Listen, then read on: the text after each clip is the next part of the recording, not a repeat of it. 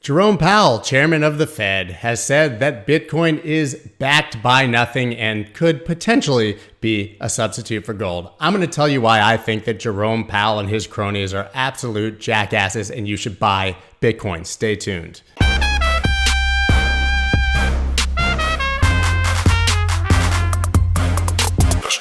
What is up, everybody? I'm Scott Melker, also known as the Wolf of All Streets, and today we're going to be doing a review of all of the news that's driving crypto markets. But first, I got to ask you to hit that subscribe button and hit that thumbs up, like button right down below. Now, once again, we're digging into all of the news that is relevant right now in the Bitcoin world. I'm going to just read the stories and give you my commentary as we go, so let's not waste any more time. Let's just dive right in. First, Bitcoin uptrend not over. Big whales aren't selling Bitcoin, data shows. It's very important always to watch on-chain data and to see what the big wallets are doing. It tells us what's going on with price action and why, and what we're likely to see in the very near future. As I said, big whales are not selling but accumulating Bitcoin. According to the data from Sentiment, big Bitcoin whales have been mostly accumulating Bitcoin, as over 35,000 Bitcoin has left exchanges in the past 30 days. The latest outflows have also pushed down exchanges' Bitcoin reserves to the lowest levels since early March, before Bitcoin hit new all-time highs above 60,000.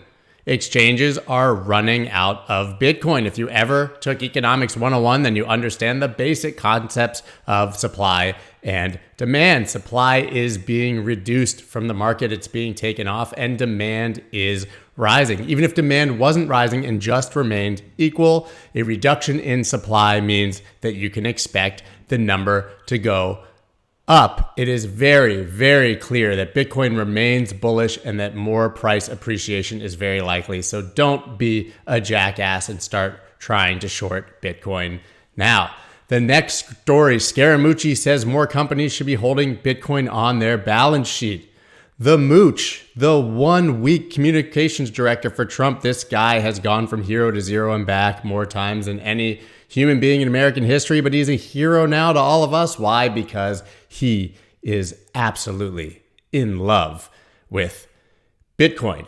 Let's go through some of the quick highlights of what he had to say in this wide-ranging interview. He said that increase in the money supply is a silent tax on American savers, something that we talk about here all the time. Inflation disproportionately hurts poor people. You cannot save dollars. Dollars are for spending, and Bitcoin is for saving. He also said clearly a responsible CFO or responsible treasurer will have to think about other assets to hold as a potential store of value for their companies. We've seen Tesla, MicroStrategy, Square, a number of other companies already executing on this view. So let me give you the very quick rundown of what else he said.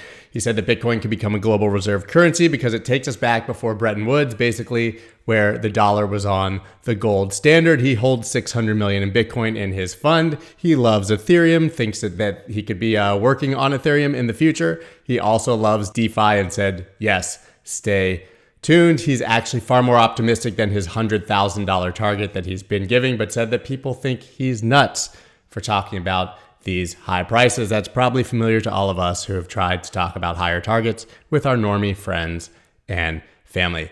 Bottom line, the Mooch is bullish on Bitcoin and has become a hero once again. Jack Dorsey's NFT sale of the first ever tweet secures 2.5 million on auctions expiry.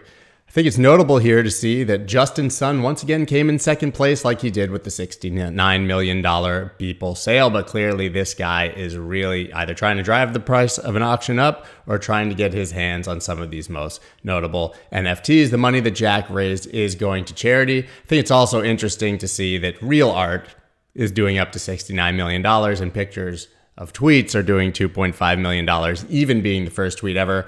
So I think it's nice to see that the highest prices are still going to the quality art. Now, we know that people even said that NFTs are in a bubble. I think we can all agree that the prices are a bit inflated. So it's just going to be interesting to see how inflated that bubble can go before it pops and we see more reasonable prices. Next, Coinbase plans to go public are delayed. Here's when it could happen according to reports. They were planning to go public at the end of March, which is basically now, and now they're punting at least a month to the end of April. They said the exchange's efforts to accelerate the process have slipped. Now, there's a lot of reasons why. I think most people are bullish on the idea of Coinbase IPO. But one thing that people aren't really talking about is that they were just fined $6 million, which is like fining one of us a couple pennies from a piggy bank. But they were just fined because they were found that they had bots wash trading Litecoin. This was in the past, not recently, but I think we all know that exchanges manipulate price and their order books. So I'm wondering if that has anything to do with this story, and they're maybe looking back to see where they could further be scrutinized before going public. This could also have ripple effects throughout the market for other exchanges that want to do things like public offerings, who realize that their past activities, which may not have been that honest, could be scrutinized. Now, let's dive right into Fed Chairman Powell, Jerome. He says Bitcoin is more a substitute for gold than the dollar. That sounds almost like a positive statement until you dig into the rest of his comments, where he said Bitcoin is too volatile to be money and is backed by nothing. It could be a substitute for gold, and said the chair of the United States Federal Reserve. Well, I say fuck you, Jerome Powell, and that fiat horse that you rode in on. We all know that you have nobody's best interests in mind, and that is why you dislike Bitcoin. You work for the government. You want to keep control of the money supply and keep poor people down and under your control. So nobody really cares about your thoughts on Bitcoin. The irony being that at the end, he says that fiat has public benefit in mind, because it's backed by trust in the United States government.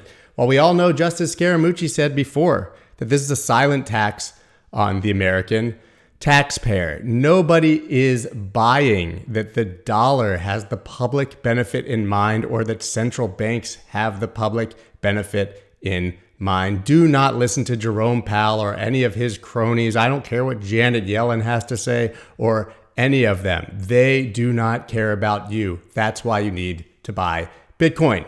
Now, continuing on that story, United States CBDC, that central bank digital currency program, draws flack from Wall Street.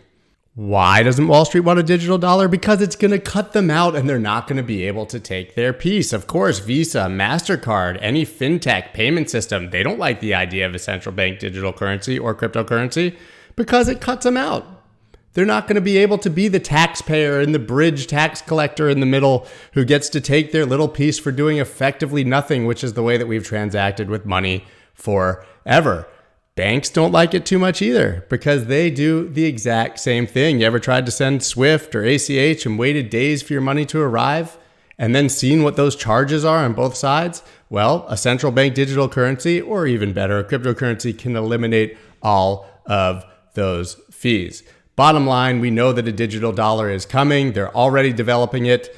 We know that it's already happening in China. The digital dollars, digital yuan, these are the wave of the future. Wall Street's either going to have to get on board and find a way to make their money, or they are going to get cut out.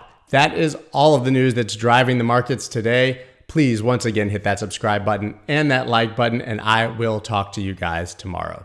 Peace.